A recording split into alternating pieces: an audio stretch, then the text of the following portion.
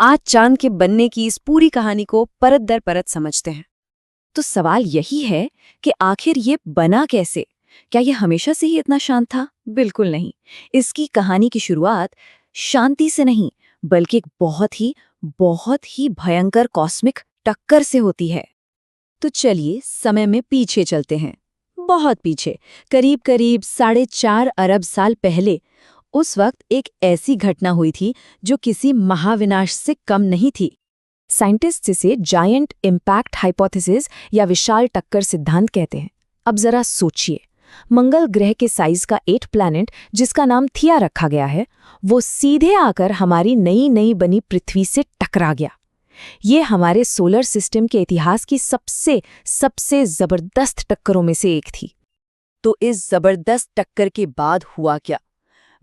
सबसे पहले तो टक्कर से जो मलबा निकला वो पृथ्वी के चारों तरफ एक रिंग की तरह फैल गया, बिल्कुल सैटर्न यानी शनि के छल्लों जैसा। फिर ग्रेविटी ने अपना काम शुरू किया। उसने धीरे धीरे इस सारे मलबे को एक साथ खींचना शुरू किया और उसे गोले में बदल दिया, और बस इसी तरह जन्म हुआ हमारे चांद का। और इस टक्कर का नतीजा एक धधकता हुआ आग का गोला। जी हाँ, हमारा नया बना चांद असल में पिघली हुई चट्टानों का एक मैग्मा ओशन था। मतलब शांति की तो बात ही भूल जाइए। ये एक बहुत ही उथल-पुथल वाली शुरुआत थी। ठीक है, तो इस आग वाले जन्म के बाद चांद धीरे धीरे ठंडा होना शुरू हुआ, और जैसे जैसे वो ठंडा होता गया उसका जो अंदर का स्ट्रक्चर था वो भी बनने लगा। तो जब ये लावा ठंडा हो रहा था, एक बहुत ही इंटरेस्टिंग चीज हुई।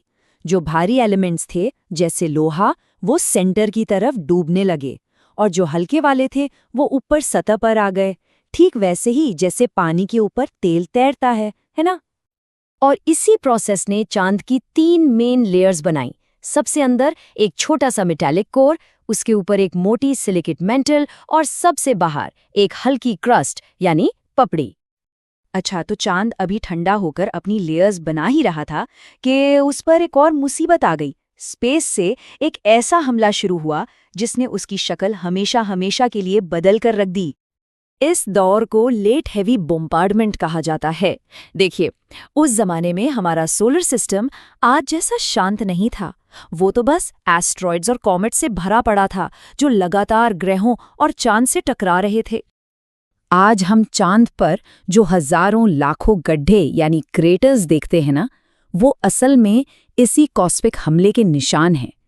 हर एक क्रेटर एक पुरानी जबरदस्त टक्कर की कहानी बताता है। लेकिन कहानी अभी खत्म नहीं हुई थी।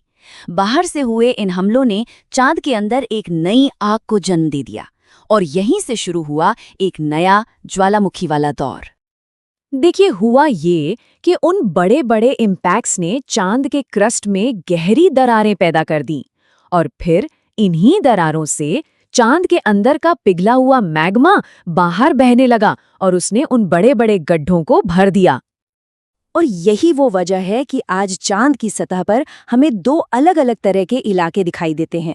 जो चमकीले ऊंचे इलाके हैं वो चांद की पुरानी क्रेटर से भरी सतह है, और जो गहरे और स्मूथ इलाके हैं जिन्हें मारिया कहते हैं, वो असल में और कुछ नहीं बल्कि अरबों साल पहले जमे हुए लावा के बड़े बड़े मैदान हैं।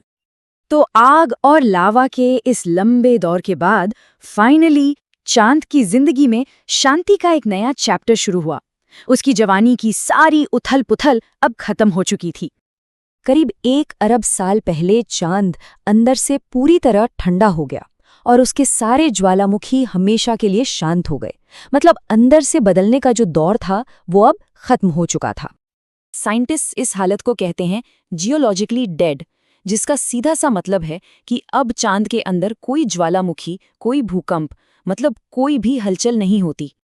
तो अरबों सालों से चांद की सतह पर बस एक ही चीज हो रही है, छोटे छोटे माइक्रोमीटियोराइट्स की लगातार बमबारी। और इस धीमी प्रोसेस ने क्या किया? उसने सतह की चट्टानों को पीस कर एक बारीक धूल की परत बना दी है, जिसे रेगोलिथ कहते हैं। और हाँ, ये वही धूल है जिस पर अपोलो एस्ट्रोनॉट्स ने अपने पहले कदम रखे थे। तो ये था चांद के धमाकेदार अतीत से लेकर उसके शांत प्रेजेंट तक का सफर। लेकिन रुकिए, कहानी अभी खत्म नहीं हुई है, क्योंकि चांद आज भी धीरे धीरे ही सही बदल रहा है और हमारी पृथ्वी पर लगातार असर डाल रहा है। एक बहुत ही इंटरेस्टिंग फैक्ट ये है कि हर साल चांद हमसे, पृथ्वी से करीब 3.8 सेंटीमीटर दूर जा रहा है। अब सुनने में ये शायद ज्यादा ना लगे, पर सोचिए लाखों करोड़ों सालों में ये कितना बड़ा बदलाव होगा। और चांद का हमसे दूर जाना सिर्फ कोई एस्ट्रोनॉमिकल घटना नहीं है, इसका सीधा असर हमारी पृथ्वी पर पड़ता है।